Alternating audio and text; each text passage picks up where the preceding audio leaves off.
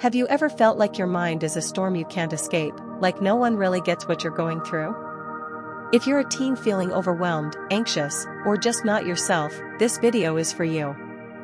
You're not alone, and by the end of this, you'll have 4 simple tools to help you feel more in control and find some calm in the chaos.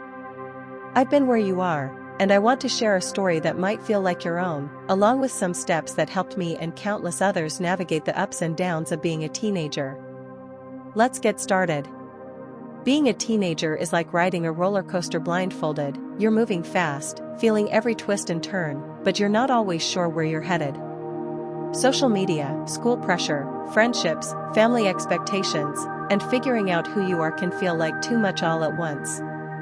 It's normal to feel stressed, sad, or anxious sometimes, but for a lot of teens, those feelings can start to take over. According to the National Institute of Mental Health, nearly 1 in 3 teens experiences anxiety or depression, and yet so many feel like they have to hide it. I used to think I was the only one struggling, but then I went through something that opened my eyes. Let me take you back to when I was 16, sitting in my room, feeling like the world was closing in. It started one afternoon after school, a day that seemed totally normal until my chest started tightening out of nowhere. My heart was racing like I'd just sprinted a mile, but I was just sitting on my bed, scrolling through my phone. My hands got sweaty, my thoughts spiraled, and I couldn't shake this feeling that something was seriously wrong. Was I sick? Was I losing it? I didn't tell anyone because I didn't want to seem dramatic.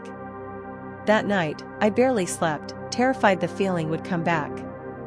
And it did, again and again. Some days, it was a wave of panic during math class, where I'd sit there pretending to listen while my heart pounded so loud I thought everyone could hear it. Other days, it was this heavy sadness, like a weight I couldn't explain, making it hard to even get out of bed. I started avoiding friends because I didn't want them to notice I wasn't myself.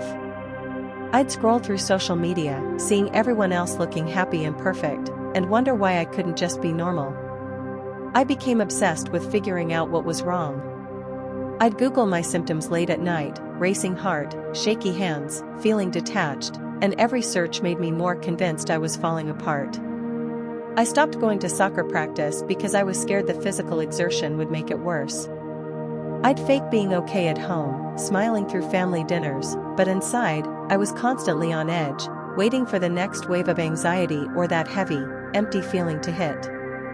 It felt like my own mind was betraying me, and I didn't trust myself anymore. I didn't know it then, but I was dealing with something so many teens face, mental health challenges that feel overwhelming and isolating. For me, it was a mix of anxiety and moments of depression, and it took over my life for a while.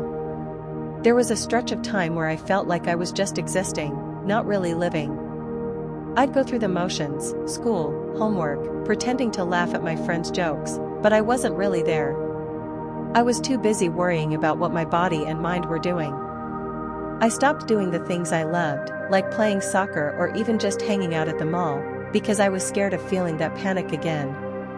I didn't tell my parents because I thought they'd brush it off or tell me to just snap out of it.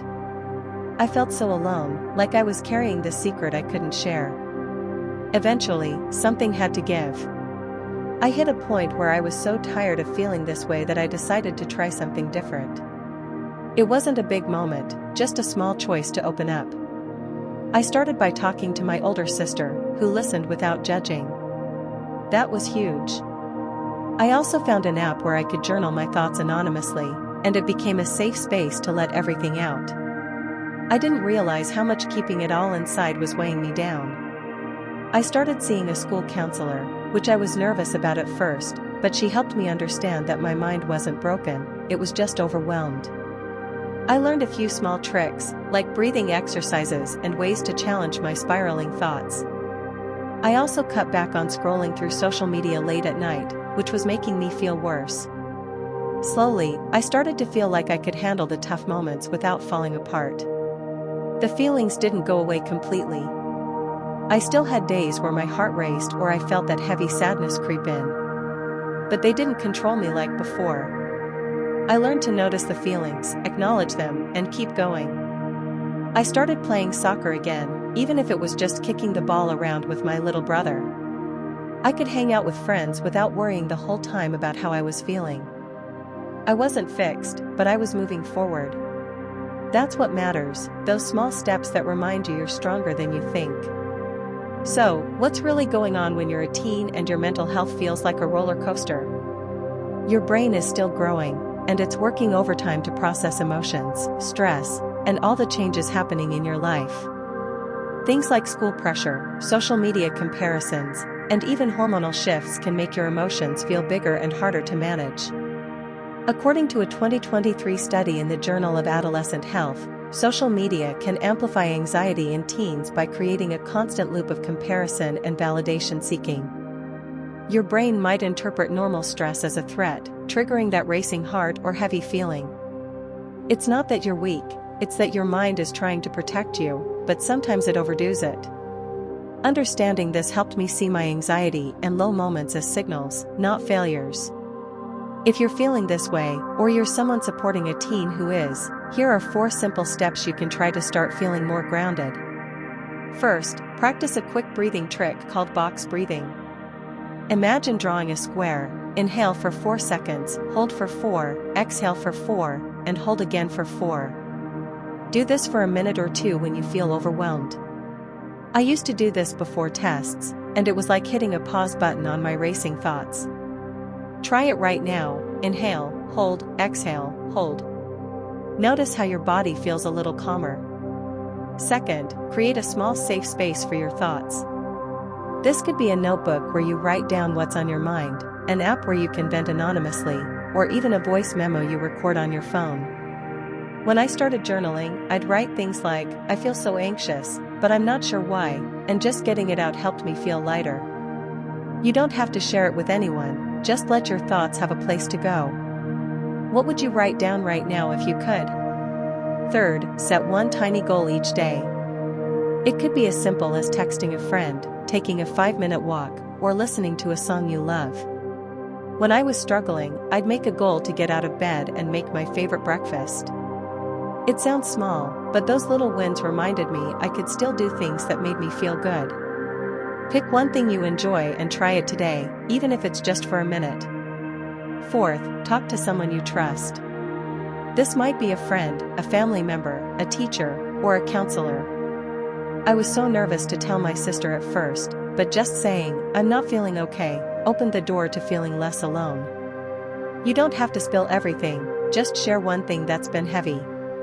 If you're not ready to talk to someone in person, try a chatbot or an online support group. There's power in letting someone hear you. Who's one person you could reach out to today? These steps are like seeds you plant, they don't bloom overnight, but they grow with time. Progress isn't about feeling perfect every day. Some days, you might still feel anxious or low, and that's okay. What matters is giving yourself permission to try, to rest, and to keep going. You're not defined by your toughest moments, you're defined by how you show up for yourself, even in small ways. Here's something I haven't shared yet. The real game changer is realizing that your mental health doesn't have to be a secret. You don't have to carry it alone. The moment you let one person in, or even write one thought down, you're taking back a little bit of control. Tonight, try one of these steps, maybe the box breathing or writing down one thought. See how it feels. If you want more ways to feel grounded, check out my video on managing anxiety as a teen, it's linked below. And let me know in the comments, what's one small step you're going to try today? You're stronger than you know, and every step you take is proof of that.